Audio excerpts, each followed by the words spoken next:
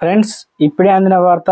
జనవరి 1 నుంచి మారబోయే కొత్త రూల్స్ ఇవే అమలు అయ్యేటువంటి వివరాలనే తెలుసుకునే ముందు వీడియోని పూర్తిగా చూడండి. కంప్లీట్ ఇన్ఫర్మేషన్ అయితే అర్థమవుతుంది. మరోసారి ఛానల్స్ సబ్స్క్రైబ్ చేసుకుని bell icon all notification on చేసుకోండి. చాలా మంది వీడియోస్ ఉన్నారు, సబ్స్క్రైబ్ చేసుకుని దయచేసి ఛానల్ సబ్స్క్రైబ్ చేసుకోండి. వీడియో లైక్ చేయడం మర్చిపోతున్నారు. లైక్ చేయండి, మిత్రులందరికీ వీడియోని షేర్ చేయండి.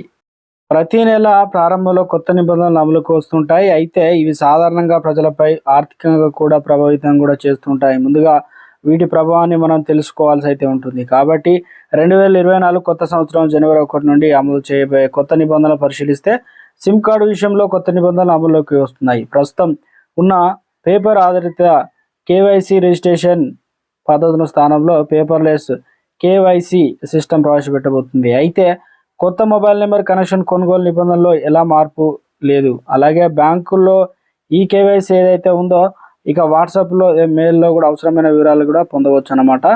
ఇక అదేవిధంగా మరి ముఖ్యంగా యూపీఐ వినియోగదారులకు ముఖ్యమైన అప్డేటు.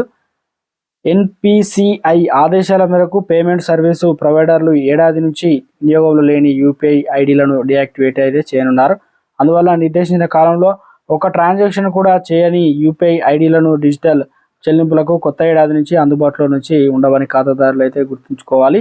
రాజస్థాన్ రాష్ట్రంలో ప్రధానమంత్రి ఉజ్వల్ యోజన ప్రస్తుతం సిలిండర్ ధర 500 నుండి 450 రూపాయలకైతే ఇవ్వబడుతుంది. దీంతో వినియోగదారులకు ఒక సిలిండర్ 50 రూపాయల నుంచి అదనంగా ఆదా అయితే చేసుకోవచ్చు అనమాట. ఆదాయ పన్ను విషయంలో కూడా అత్యంత ముఖ్యమైన అప్డేట్ ఉంది. ఆలస్యమైన రిటర్ను లేదా సవరించినటువంటి పన్ను రిటర్ను దాఖలు చేయడానికి చివరి తేదీ డిసెంబర్ 31 తేదీ ఉంది. సాధారణంగా ఆదాయ పన్ను రిటర్న్ దాఖలు చేయడానికి జూలై 31 చివరి తేదీ అని గుర్తుంచుకోవాలి. అయితే గడువులోపు రిటర్న్ దాఖల్లో విఫలమైతే 5,000 రూపాయలు జరిమానా విధించబడుతుంది.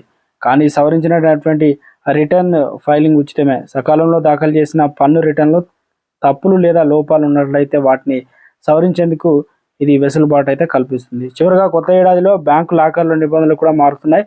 దీని ప్రకారం బ్యాంకు లాకర్లో కలిగి ఉన్న కొన్ని customer revised bank locker agreement సంతకం చేయాల్సి అయితే ఉంది. అలా చేయడం విఫలమైతే మరుసటి రోజు వారి లాకర్లు అయితే నిలిపివేయబడతాయి. డిసెంబర్ 31లోగా ఈ ఒప్పందంపై సంతకం చేయాలని బ్యాంకులు ఖాతాదారులకు అయితే సూచిస్తున్నాయి.